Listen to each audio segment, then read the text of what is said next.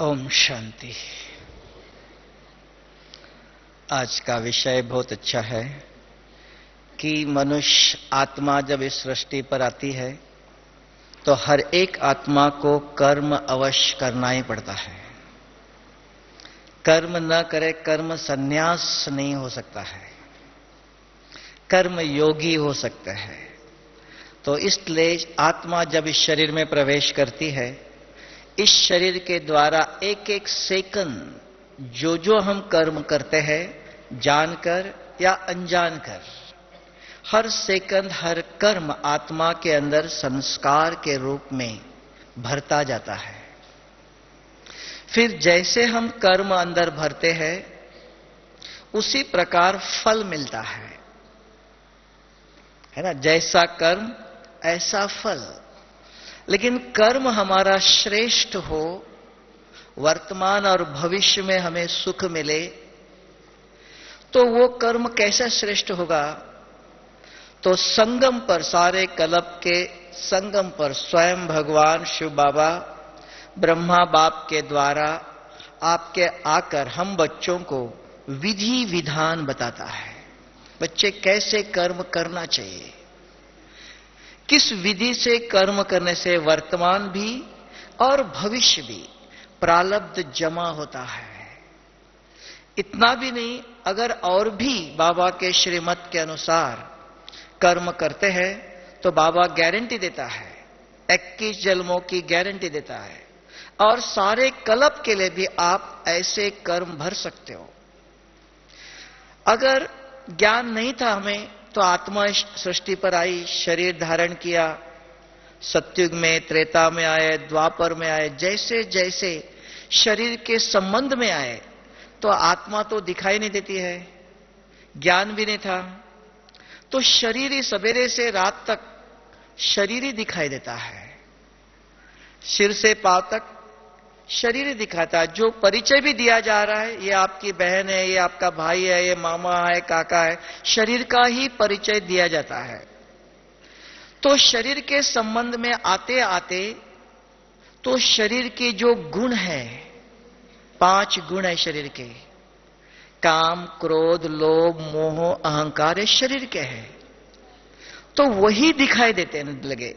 उसके संबंध संपर्क में आते आते उस 5 विकारों के प्रभाव में आकर जो जो हमने कर्म किया उसको विकर्म कहा,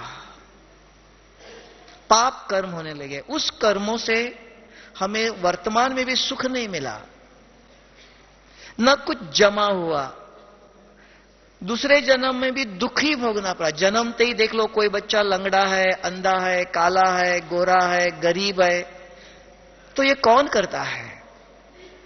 तो भगवान तो पता नहीं, इसलिए भगवान का नाम लेते हैं। जहां हाथ नहीं पहुंचता है तो किसी का भी नाम ले लो। तो यहां बाबा ने आके स्पष्ट ज्ञान दिया है, समझ दी है। बच्चे, मैं सिर्फ विधाता हूं, भाग्य बनाने की विधि बताता हूं, करना तो आपको ही है, और जैसे आप करेंगे वैसे आप पाएंगे। अभी भी बाबा ने मुरली में बहुत सुंदर बात बताई कि सारे कल्प के अंदर जो आपको चाहिए तो जमा करने का जो बैंक है वो अभी पुरुषोत्तम संगम युग पर ही खुलता है, और जितना चाहे आप जमा करो तो वो आपके हाथ में है। तब कहते दुनिया वाले, भविष्य आपके हाथ में है, तकदीर आपके हाथ में है। जिस प्रकार का आप बीज बोते हो, कि संसार में एक यूनिवर्सल नियम है सारे विश्व के अंदर, ऐसा कहीं नियम नहीं खेती में एक बीज न डालो आप और 50 दाने लग जाएंगे, ऐसा कोई नियम है? नियम है कि खेती में एक चावल का बीज बोलो आप, 50 दाना लगेंगे, 100 दाने लगेंगे, एक तो बोना पड़ेगा। अगर आपको गेहूं का बीज बोलूं और चावल उगना चाहिए, ऐसा तो संभव नहीं है। जिसका बीज आप बोते हो उसी का फल मिलेगा, और जिस विधि से बोते हो उस विधि पूर्वक उसके अंदर संपन्नता आएंगी। ये विधान है, ये सृष्टि में नियम है। तो इसलिए हमें भी संगम पर बाबा कहता है कि शिव बाबा आकर के हमें डायरेक्शन देता है, विधान देता है, बच्चे ऐसे ऐसे कर्म करो। अगर इतना समय ज्ञान नहीं था, अपने को शरीर समझते थे, कोई अपने को डॉक्टर समझता है, कोई साइंटिस्ट समझता है, कोई अपने को समझता मैं समझदार हूं, मैं खेती करने वाला हूं, कोई कहता मैं और कुछ हूं। तो एक एक टाइटल शरीर का है, शरीर की योग्यता है। तो 5 तत्वों को, 5 विकारों को लेकर चल रहा था। तो उसके द्वारा जो जो कर्म किया वो सब वर्तमान और दूसरे जन्म में भी उसका फल दुख ही भोगना पड़ा, सुख मिला ही नहीं है। तब बाबा ने कहा देह अभिमान, शरीर समझ के जो भी आप कर्म करते हो उसको पाप कहा जाता है। और उसकी निशानी है, आप कहेंगे कैसे कहते हो पाप? तो किसी को बुखार आया है, कैसे पता चलेगा? साइंस ने नियम बनाया है, एक थर्मामीटर बनाया है। अगर वो व्यक्ति कोई कहता मुझे बुखार आया है या नहीं आया, मानता भी नहीं है, तो थर्मामीटर लगाते हैं, पता चलता है। अगर 99 डिग्री है, हां बुखार आया है ना, थर्मामीटर बताता है। ऐसे यहां भी ये पुण्य आत्मा है, ये पाप आत्मा है, कैसे पता चलेगा? किसी के तकदीर पर तो लिखा तो नहीं है ना, इसके अंदर बहुत पाप भरा हुआ है, इसके अंदर बहुत पुण्य भरा हुआ है, कैसे पता चलेगा? तो हम कहे कि आज कलयुग के अंदर जो देह अभिमान में आकर जो भी कर्म करता, पुण्य भी कर सकता है। कैसे कहते हो आप पाप करते हैं? तो उसका भी प्रूफ चाहिए, तब तक मनुष्य मानता नहीं है ना। उदाहरण बहुत अच्छा है, महाभारत में आता है कि आपने अच्छी भावना से भी कोई भी कर्म किया तो उसमें भी पाप समाया होता है। गीता में भी कहा कि कलयुग के अंदर जो भी आप कर्म करो, आग लगाओ, धुएं के बगैर आग जल ही नहीं सकती है, पहला धुआं आएगा ही। हर कर्म के अंदर पाप समाया हुआ। कैसे? उदाहरण के लिए बहुत अच्छा महाभारत में एक कहानी आती है, भीष्म पितामह को आप जानते हो, है ना, ब्रह्मचारी नंबर 1। तो इतना ब्रह्मचारी पवित्र नंबर 1 भीष्म पितामह, तो अंत में जब युद्ध होता है तो युद्ध के मैदान में तो घायल होके पड़ा रहता है। तब श्री कृष्ण और अर्जुन देखते हैं कौन कौन जीवित है, क्या क्या हुआ है। तो देखते भीष्म पितामह पड़े हुए हैं कि वो इच्छा मरणी थे, उनके अपने इच्छा के अनुसार प्राण का त्याग करेंगे। तब उनको देख करके उन्होंने कहा जमीन पर है, तो तीर मार करके अर्जुन ने तीर की शैया बनाई और शैया पर सुलाया। तो तीर शरीर को चुभ रहे थे, खून बहता था। तब अंत में श्री कृष्ण को पूछा कि मैंने बचपन से आज तक कभी किसी को दुख नहीं दिया है, किसी प्रकार का मैंने पाप नहीं किया है, तो आज मुझे ये दुख क्यों मिल रहा है? मेरे लिए कोई शैया नहीं थी, ये तीर चुभ रहे हैं। तब कहा आप अपने कर्मों को नहीं जानते हो। जब बचपन में आप रथ चला रहे थे, घोड़े गाड़ी चला रहे थे, तो चक्के के नीचे एक सांप आया, आपकी मनसा शुद्ध थी, स्वच्छ थी कि हिंसा नहीं करना चाहिए। आपने रथ को रोका और तीर उठा करके सांप को बाजू में किया। लेकिन बाजू में आजकल देखो रास्ते के बाजू में क्या होता है, कांटे के झाड़ होते हैं। तो बाजू में जो किया वो कांटे के झाड़ पर गिरा। आपके मन के अंदर शुभ भावना है कि हिंसा नहीं होनी चाहिए, आपने बचाया। लेकिन जो बाजू में किया, जितने कांटे उस शरीर को लगे थे उतने कांटे आज आपके शरीर को लग रहे हैं। कभी कभी वर्तमान में शुभ भावना, अच्छी भावना से रास्ते पर चलते हुए किसी को हम 10 पैसा 10 रुपया दे देते हैं, वो जाके गुटखा खाता है। हमको लगता है हमने वर्तमान में पुण्य का काम किया, दान किया। तो दान करते समय वर्तमान सिर्फ हम देखते हैं, भविष्य उसके पीछे क्या है वो हमें पता नहीं चलता है। लेकिन कर्म का दोनों गति है, वर्तमान और भविष्य जानना चाहिए। और जिसके पास आध्यात्मिक ज्ञान है वो सिर्फ वर्तमान को नहीं देखता है, कर्मों की गति, इसका फल क्या निकलेगा उसको जानता है। जब तक आध्यात्मिक ज्ञान नहीं है, भौतिक ज्ञानी है, सिर्फ वर्तमान को देखता है। खाओ पियो मौज करो, कल किसने देखा है? आज जो आया आज कर लो। लेकिन कर्म जो करते वो संस्कार बनते हैं, उसका फल मुझे भोगना पड़ेगा, उसका ज्ञान नहीं है। इसके कारण देख लो आप, जो भी वर्तमान समय जो संतान उत्पत्ति है, किसी न किसी की बीमारी है। किसी को बहुत सुंदर शरीर है, खाने के लिए कुछ नहीं है। किसी को बहुत खाने के लिए है, शरीर सदा बीमार है। किसी के बाद खाना धन भी बहुत है, शरीर भी बहुत अच्छा है, लेकिन दिमाग ठीक नहीं है। ये हेल्थ वेल्थ हैप्पीनेस जो बाबा कहता है, इन तीनों में बैलेंस नहीं है। एक है तो एक नहीं है। इसको कलयुग कहते हैं। कारण कर्मों की गति। तो शरीर समझ के जो भी हमने कर्म किया तो वो सुख नहीं देता है। और एक प्रूफ भी है, आप देख लो, नींद हम आत्माओं को, शरीरधारियों को सुख देता है। लेकिन जब आप सोते हो, आपको कौन डिस्टर्ब करता है? चाहे शांति से सोना नहीं देता आपको। ऐसे ऐसे भयानक स्वप्न आते हैं। तो कहां से आ रहे हैं स्वप्न? आंखें बंद करके आप सोए हो, न कुछ सुनते हो न कुछ देखते हो, तो ये स्वप्न कहां से आ रहे हैं? तब और भयानक सोना नहीं देता है, चैन से नींद करना नहीं देता है। तब लोग दारू पीते हैं और कुछ खाते हैं, टीवी देखते रहते हैं, रात को 12, 1, 2 बजे तक, सवेरे 8, 10 बजे तक सोते। कारण कर्मों की गति। देह अभिमान में रहकर देह समझ के जो भी कर्म करते हो, वो कर्म पाप के रूप में रिकॉर्ड होता है। और पाप आपको सपनों में के रूप में दिखाई देता है। आप कौन हो, आपके जेब में कितने पैसे हैं, वो आप जानते हो। मैंने आपको कितनी बड़ी डिग्री दिया, मैंने देने से नहीं मिलता है। जो आप हो वो आप अपने आप को अच्छी तरह से जानते हो। मैं कौन हूं, मेरे अंदर क्या भरा हुआ है, स्वप्न बताते हैं। जिस दिन एक भी बुरे स्वप्न आते हैं, तब कहेंगे तन भी सो रहा है तो मन भी सो रहा है। निरोगी जीवन है। शरीर को पूरा 6 घंटा नींद चाहिए। अगर नींद पूरा नहीं होती है तो जो खाना खाते वो हजम नहीं होता है।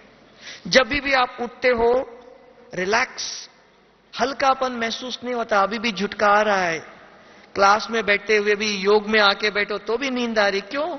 रात को नहीं सोए। हां, खटिया पर तो सोए थे, लेकिन नींद नहीं आई। कारण कौन डिस्टर्ब कर रहा था आपको? किए हुए कर्म है, और वो स्वप्न बताता है।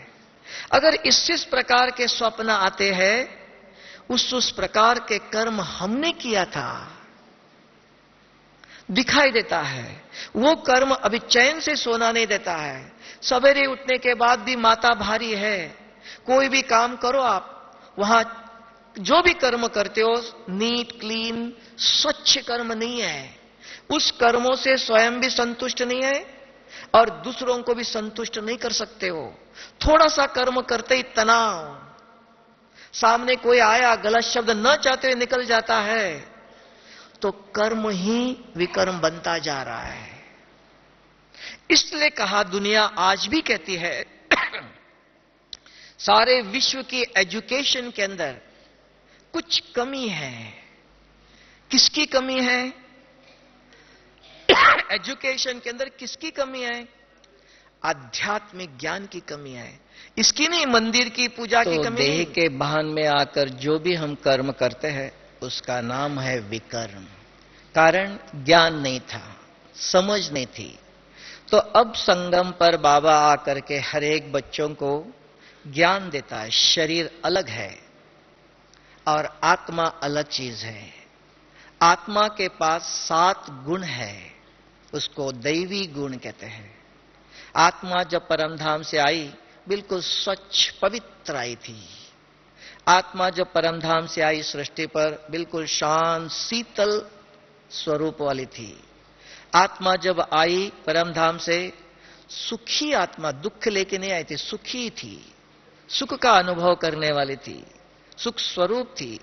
आत्मा जो आई सब प्रकार ज्ञान सागर शिव बाबा के परमधाम से आई थी, तो सब प्रकार से ज्ञान से भरपूर थी। ज्ञानी तो आत्मा थी, समझ था। और किसका संतान है? सर्वशक्तिवान शिव बाबा का संतान है। सर्वशक्तियों से भरे हुए थे, संतुष्ट आत्मा थी, मांगने वाली नहीं थी। और आनंद स्वरूप भरपूर, ये सातों गुण आत्मा के हैं। लेकिन जैसे देख लो संसार में, अगर आपके सामने कोई परिस्थिति आई, कोई विघन आया, कोई आपको गुस्सा करने लगा, कोई मारने आ गया, तो बचाव तो करना पड़ेगा ना, आपको सामना तो करना पड़ेगा। लेकिन आपके पास कुछ भी नहीं है तो आप क्या करेंगे? बाजू वाले भाई के पास लकड़ी है, उसको लकड़ी को लेंगे ना कि अपने बचाव के लिए। तो आज हम वही काम करते हैं कि आत्मा के पास सात गुण है, लेकिन उस गुणों का ज्ञान ही नहीं है। ज्ञान मिलने के बाद भी उसको जागृति नहीं किया है, उसकी याद ही नहीं मेरे पास ये सात गुण है। मैं शांत स्वरूप आत्मा हूं, मैं पवित्र आत्मा हूं। कोई भी समस्या आई, कोई परिस्थिति आई, कल बाबा ने कहा स्वस्थिति से परिस्थिति के पर विजय प्राप्त करना है। स्वयं के पास सर्वशक्तियां है, बाबा ने सब वर्षा दे के भेजा है, लेकिन उसकी स्मृति नहीं, याद ही नहीं है। जब संसार में कोई परिस्थिति आती है तो क्या करते हैं? शरीर के दंडा यूज, शरीर के गुणों को यूज करते हैं। कुछ तो यूज करना पड़ेगा ना, सामना तो करना पड़ेगा। परिस्थिति तो आएंगे, ऐसा नहीं परिस्थिति नहीं आएंगी, कभी नहीं कहा है। परिस्थिति को अगर आपके पास बाबा ने शक्ति दिया हुआ है, गुण है आपके पास, दैवी गुण है, लेकिन उसका ज्ञान ही न होने के कारण उसको रोज चार्ज ही नहीं किया है, तो क्या करते हैं? अपने पास कुछ नहीं है, दूसरों के शक्ति को यूज करते हैं। दूसरों की शक्ति कौन सी है? 5 विकार है। गुस्सा तुरंत यूज करते हैं, सहज मिल जाता है, शरीर के पास नजदीकी है, दूर हाथ करने की भी जरूरत नहीं है। हाँ, शरीर का डंडा उठाते हैं, गुस्सा तुरंत कर लेते हैं। तो अपने शक्ति न होने के कारण शरीर के शक्तियों को यूज करते हो। इसलिए कभी भी मुझे गुस्सा नहीं आता है, कभी भी भूल से नहीं कहना मुझे गुस्सा आता। गुस्सा मेरा गुण नहीं है, शरीर का गुण है ना। शरीर के गुणों को यूज करते हो, तो इसके लिए मुझे नहीं, मैं शांत स्वरूप आत्मा हूं। तब बाबा कहता है रोज अमृत वेले उठो, नया पढ़ाई पढ़ो। अभी पहले पढ़ाया था कि ये शरीर है, ये मामा है, काका है, पुराना हो गया। अब इस संगम पर भगवान मां बाप कहते हैं ना, त्वमेव माताश्च पिता त्वमेव। किसका है मां बाप? हो आत्मा का मां बाप है, वो आत्मा का सदगुरु है। वो आके पढ़ाता है कि आप अपने को आत्मा समझो। आत्मा के 7 गुण हैं। रोज अमृत वेले बैठकर सवेरे सवेरे उठो और अपने आप से बात करो। मैं कौन? मैं डॉक्टर हूं, मैं इंजीनियर हूं? नहीं, वो हो गया, पुराना हो गया। अब नया प्रोग्राम भरो। मैं कौन? मैं एक आत्मा हूं। हां, आत्मा तो है। कौन सी आत्मा हूं मैं? सर्वशक्तिवान शिव बाबा का संतान हूं मैं। हां, सर्वशक्तिवान हूं। फिर मेरे पास क्या है? मैं सतयुग में देवता था, दैवी गुण थे मेरे पास। मैं शांत स्वरूप आत्मा हूं, मैं सबको सुख देने वाला हूं। अपने गुणों को रोज याद जागृत करो। जैसे आपके पास 10 लाख रुपए का मोबाइल है, अगर 5 मिनट भी उसको चार्ज नहीं करो। आज बहुत व्यस्त थे, आज घर में बहुत मेहमान आए थे, आज सवेरे से समय नहीं मिला, करंट ही नहीं था, तो वो 10 लाख रुपए का भी मोबाइल काम करेगा? डब्बा ही है, कोई काम नहीं उसका। तो ऐसे ही आत्मा को भी, शरीर को आपने स्नान कराया, अच्छे खाना खिलाया, कपड़े भी पहनाया, हार सोने का भी पहनाया, लेकिन अगर आत्मा को चार्ज नहीं किया, सामने कोई परिस्थिति आई, तुरंत आपने गुस्सा किया, तुरंत शब्द बोल दिया, क्योंकि शरीर के भान में थे आप, तो दोबारा 5000 साल पाप मिटाने आए थे, दोबारा 5000 साल के दोबारा संस्कार बनाया। हम आए ज्ञान में, भगवान के पास क्यों आए? डॉक्टर के पास क्यों जाते हो आप? डॉक्टर कौन है? शरीर की बीमारी को ठीक करता है ना, शरीर को निरोगी बनाता है, बीमारी को मिटाता है दवाई दे करके। तो बाबा के पास क्यों आए हम? कौन है वो? पतित को पावन करता है। तो पतित आत्मा है, स्वप्न बताते हैं ऐसे ऐसे पाप भरा हुआ है, उसको मिटाने आए हैं। अगर उसको मिटाने के लिए बाबा कहता है बच्चे अमृत वेले उठो, नहीं बाबा नींद ही नहीं खुली है, बाबा लाइट ही नहीं थी, किसको बताएंगे आप? अपने तकदीर को बताना है। मोबाइल है, करंट ही नहीं थी, सवेरे जाग याद ही नहीं आई। अगर इस बिना चार्ज का मोबाइल लेकर के आप ऑफिस में बैठो, बस में चले गए, कार में चले गए, ऑफिस में अरे मोबाइल चल ही नहीं रहा है, किसको बताएंगे आप? किसको दोषी बनाएंगे? स्वयं को ही नुकसान है, स्वयं को ही तकलीफ उठानी पड़ती है, काम चलता नहीं, कुछ भी ना काम कर सकते हो। तो अपनी भूल हम कभी कभी दूसरों को दोषी बनाते हैं। इन्होंने ऐसे कहा, उन्होंने ऐसे कर्म किया, इसलिए मैंने गुस्सा किया, इसलिए मुझे ऐसा शब्द बोलना पड़ा। हां, वो तो सामने वाला तो बोलेगा, करेगा, लेकिन मैंने भी कुछ किया ना, तो मेरे कर्म बन गया, उसके भी बन गया। तो इसको जानना अवश्य है। तब बाबा कहता है अगर श्रेष्ठ कर्म करना चाहते हो, पुराने पापों को मिटाना चाहते हो, वर्तमान भी और भविष्य के लिए भी, सारे कल्प के लिए भी, अगर हेल्थ, वेल्थ, हैप्पीनेस तीनों चाहते हो तो कुछ करना पड़ेगा ना। अपने आप 7 दिन का कोर्स किया, अपने आप हो जाएगा?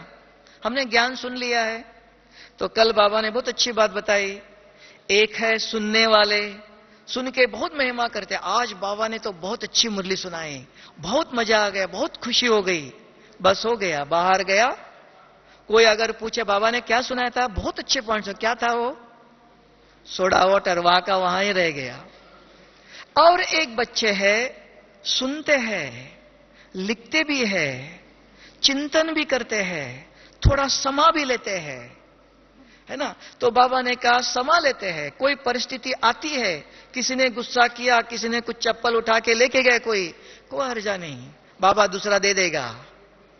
हाँ, बाबा ने जो ज्ञान का सुनाया था उसको आचरण में थोड़ा लाया, जमा किया, गुस्सा नहीं किया, मन में गलत सोचा नहीं, अरे हमने इतना पैसा खर्चा करके चप्पल लाया था, कौन ले गया, कौन है ये, क्या है ये विकल्प नहीं चलाया।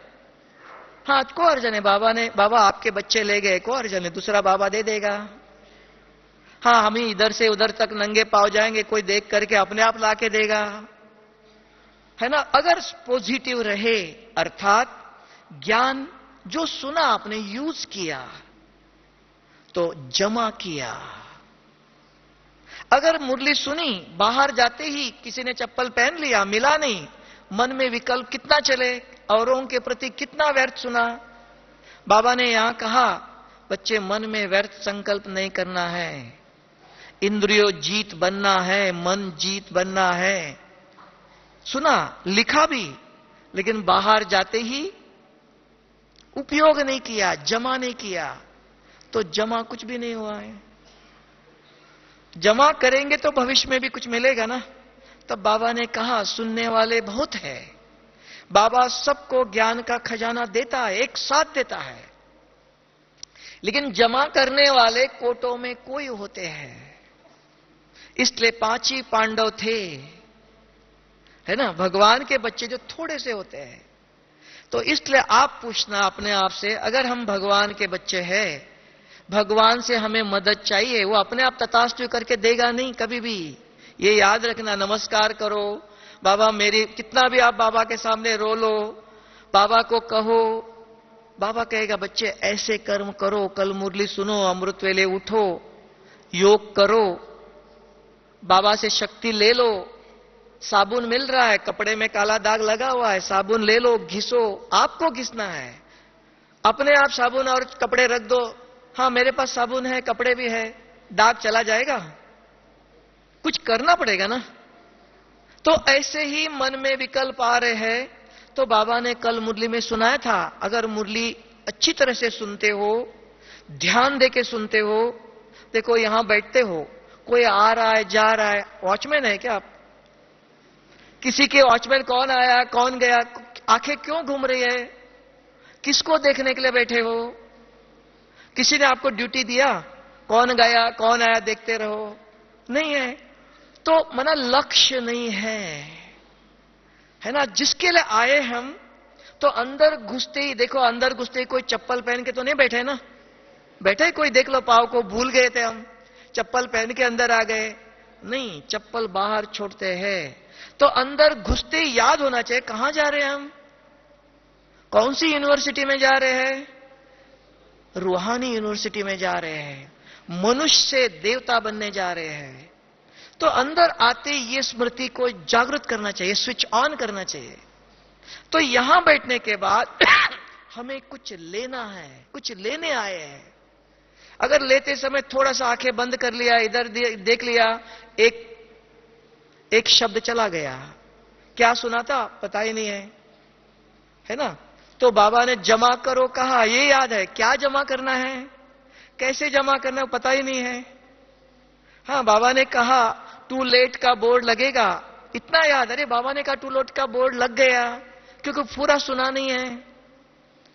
तो इसलिए कहते हैं हाफ नॉलेज, अधूरा जो सुनते हो वो बहुत डेंजरस है, फुल सुनना चाहिए।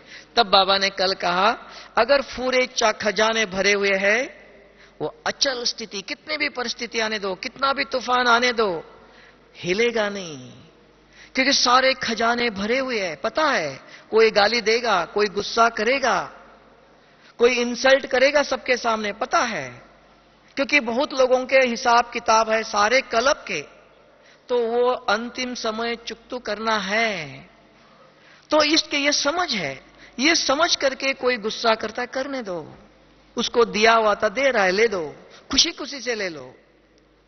अगर आपने कुछ किया तो और अगले क्लब के लिए फिर से जमा हो गया, और किसी का दिया हुआ खुशी खुशी से ले लो। कोई गाली देता, देना दो, आओ दे दो, और भी कुछ है तो दे दो, क्योंकि मैंने दिया था। अपने आप कोई नहीं देता है ना, अगर हमने जो किया है वो देगा, उसको ले लो, खुशी से लेना चाहिए, समझ मिली है। अगर उसके प्रति फिर क्या बाबा इनका दुआ, उनके जो उन्होंने दिया ले लिया, इस बच्चे को शांति की शक्ति दे दो, बाबा कहता फिर दुआ दे दो उसको। ये श्रेष्ठ कर्म है, ये पुण्य जमा करना है। ये पढ़ाई बाबा संगम पर अभी ये संभव नहीं है, साधारण नहीं है, साधारण व्यक्ति नहीं कर सकता है। जिसने बहुत ध्यान से यहां बैठने के बाद, बहुत ध्यान से एक एक शब्द, ध्यान अर्थात उसको एकाग्रता कहते हैं। एकाग्रता अर्थात मन सुनता है, और रिकॉर्ड कहां होता है? बुद्धि के अंदर रिकॉर्ड होता है। टेप रिकॉर्डर के अंदर देखो, एक बटन दबाओ, टेप रिकॉर्डर चल रहा है, लेकिन रिकॉर्डिंग नहीं हो रहा है।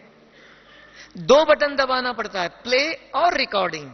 2 बटन दबाते हो, आप जो भी कुछ बोलते हो, खांसी भी आ गई वो भी रिकॉर्डिंग हो जाएंगी, है ना। तो यहां बैठते समय ध्यान का अर्थ क्या है? आंखें खुली है, हमको ही देख रहे हो आप, सुन भी रहे हो, सुनते सुनते अरे कल जाना है, इसको फोन करना था, कौन कहता है ये? आंखें खुली है, सुन भी रहे हो आप, अच्छी तरह से यहां ही देख रहे हो। सुनते हुए भी क्या कहा था? अगर कोई बाजू वाला पूछे क्या सुना था, पता नहीं है, बहुत अच्छा सुना था, क्या था वो, क्यों, किसने, क्यों? आपके आंखें तो खुली है, सुन भी रहे हो आप, बुद्धि भटक रहे, बुद्धि को याद आ गया, अरे कल जाना है, इनको फोन करना था, बुद्धि भटकती है। यहां बैठे हो, आंखें खुली भी है, तो भी बुद्धि यहां नहीं है, बुद्धि के अंदर रिकॉर्ड नहीं हो रहा है। इस प्लेस बाहर जाने के बाद क्या सुनाया था पता ही नहीं है। आज बाबा ने बहुत अच्छी बात सुनाई। तो इसके कारण जो हम कल तक गुस्सा करते थे, वो आज भी कर रहे हैं और कल भी वही कर रहे हैं। तो ज्ञान सुनना ही, श्रवण से ही आचरण में नहीं आता है। Listening is not everything. श्रवण से कभी भी आचरण में नहीं आता है। श्रवण के बाद मनन चिंतन चाहिए। खाने से मोटा नहीं बनता है, खाने के बाद उसको डाइजेस्ट करना चाहिए, तब शक्ति बनती है। कभी कभी हमारे अंदर लोभ होता है, बहुत सुनना चाहिए, बहुत नोट करना चाहिए। नहीं, थोड़ा एक ही मुरली के पॉइंट ले लो, एक ही बस, और आज लिखो उसको, बार बार पढ़ो, बार बार याद दिलाओ बाबा ने क्या कहा था। याद है किसी को? आज बाबा ने शुरू शुरू में पहले पहले कहा, आत्मा, किसी से बात करते हो, किसी को देखते हो, आत्मा भाई से बात कर रही है। यह अभ्यास किया? याद थी किसी को? सोच लो, आप अपने आप से पूछ लो, है ना। अगर ये एक पॉइंट याद है, आज आपने चिंतन किया, अनुभव किया, अभ्यास किया, कल सवेरे बाबा दूसरा देगा। तो ये जो आपने अनुभव करके भरा, अगर 1 महीने के बाद आपको कहा सेंटर में बहन जी ने आपको क्लास करो, इनको समझाओ, तो आपने जो अनुभव करके भरा था यहां, तो वहां 1 घंटा आप अनुभव सुना सकते हो। क्यों? खाना बना करके, अनुभव करके आपने रिकॉर्ड कर लिया। 10 साल के बाद भी आपको किसी ने कहा आत्मा के ऊपर, भाई भाई की दृष्टि पर आप क्लास कराओ, किसी को समझाओ, आप कहेंगे कैसे समझाएंगे, मुरली पढ़ना पड़ेगा और पॉइंट्स ढूंढना पड़ेगा। क्यों? आपने जमा नहीं किया है। कोई पढ़ने की जरूरत नहीं, रोज एक मुरली के पॉइंट आप चिंतन करो, आज ही आचरण में लाओ, कल सवेरे दूसरा ले लो। हर एक के प्रति शुभ भावना रखनी चाहिए। परसों और एक पॉइंट ले लो।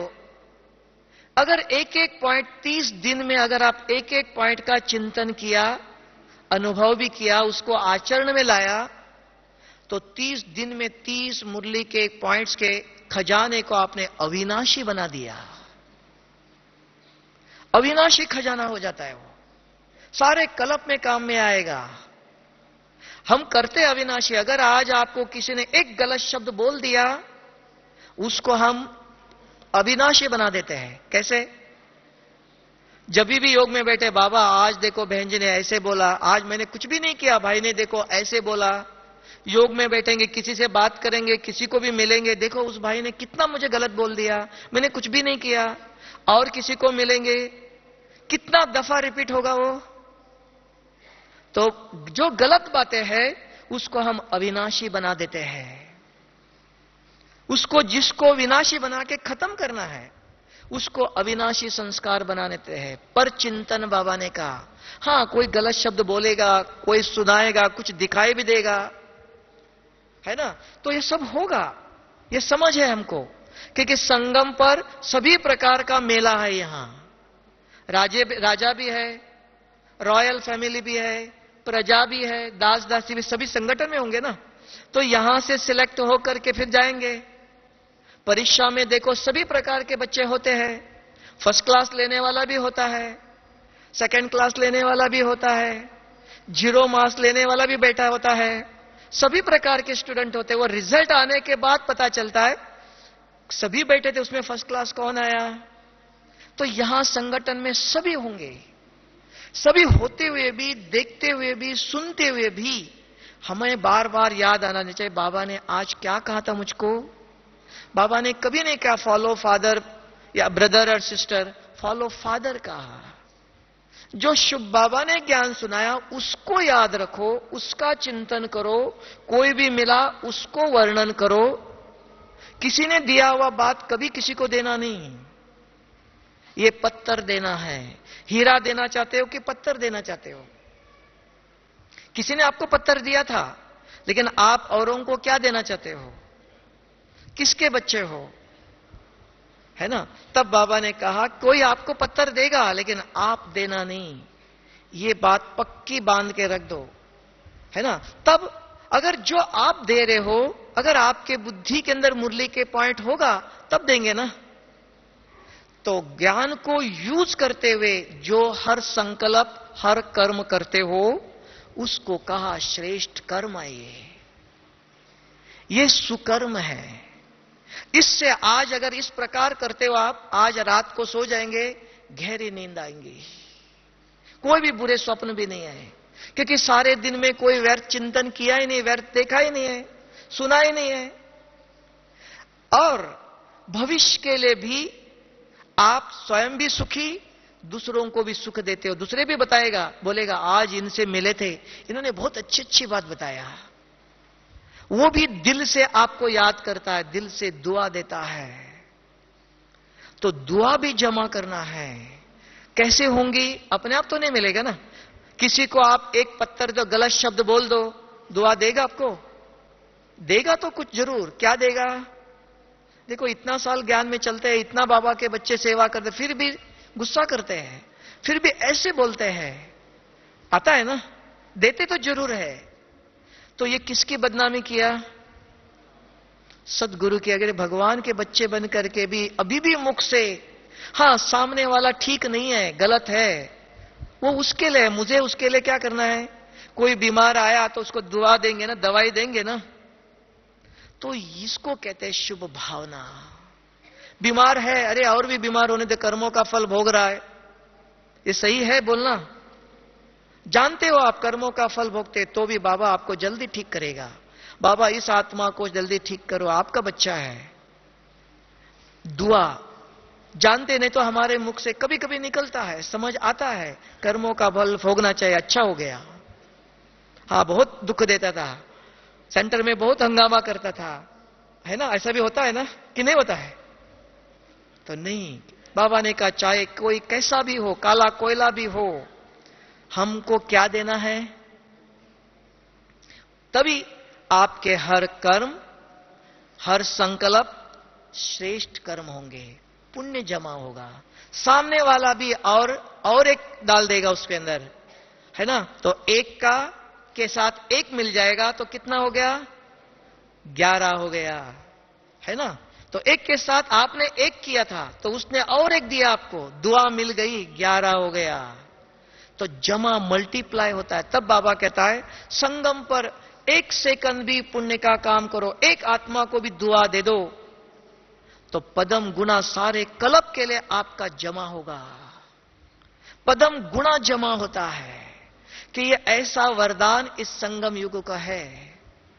तो इसलिए बहुत सोच समझ के चलना पड़ता है कि कहीं भूल से, जैसे उसने कहा किया, भीष्म पितामह ने भूल से किया, सुख देने गया लेकिन दुख हो गया।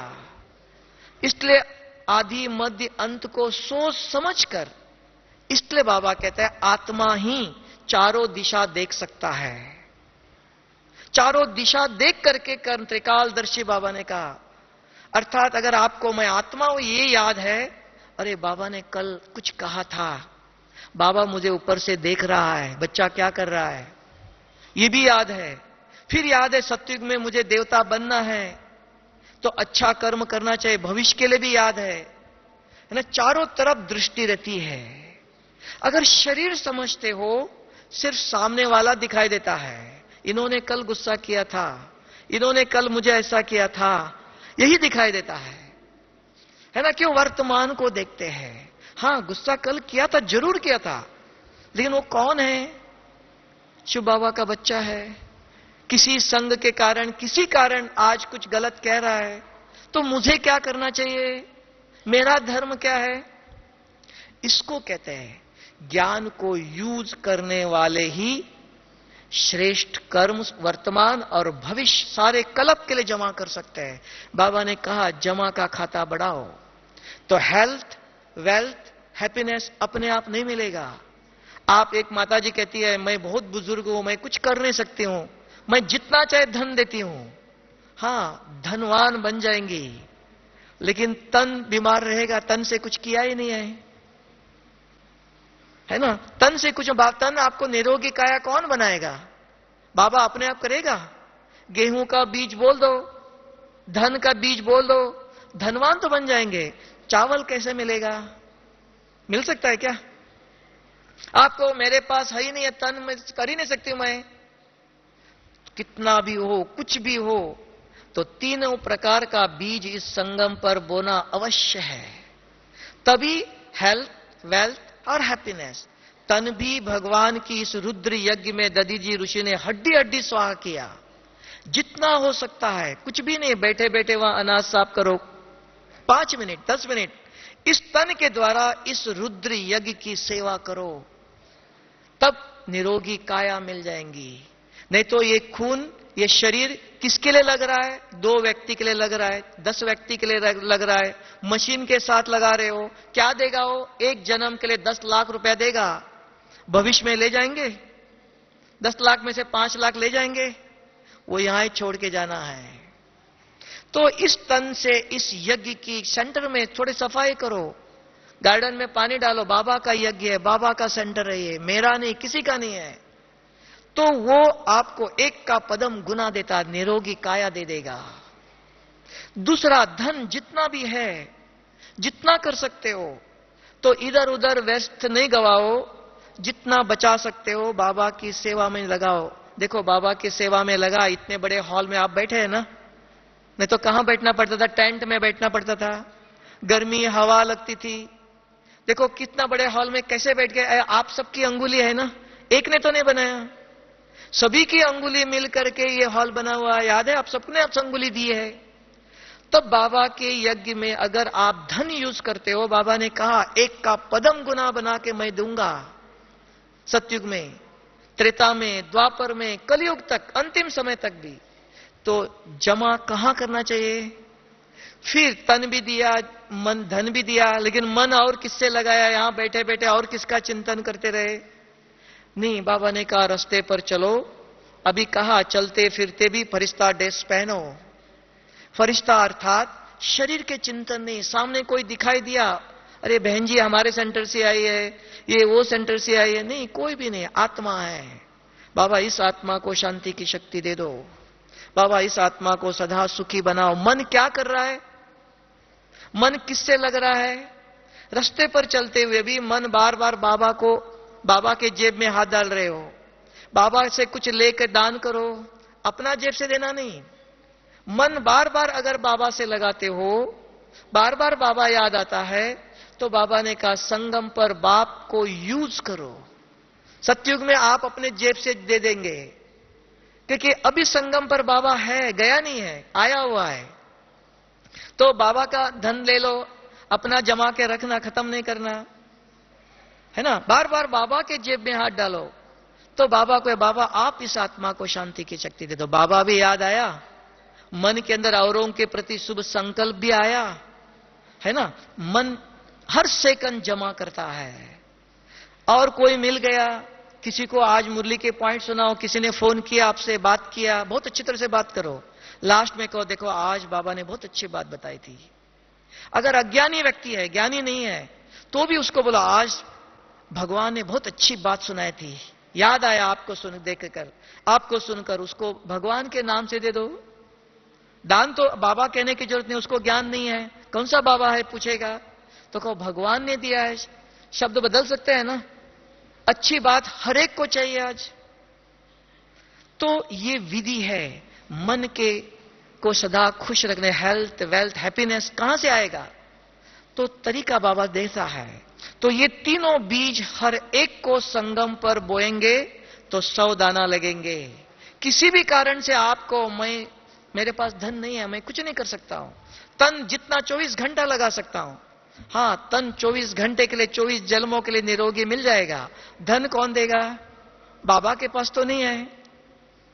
बाबा विधि बताता है, सिर्फ विधाता है ना? बाबा कहां से लेके आएगा?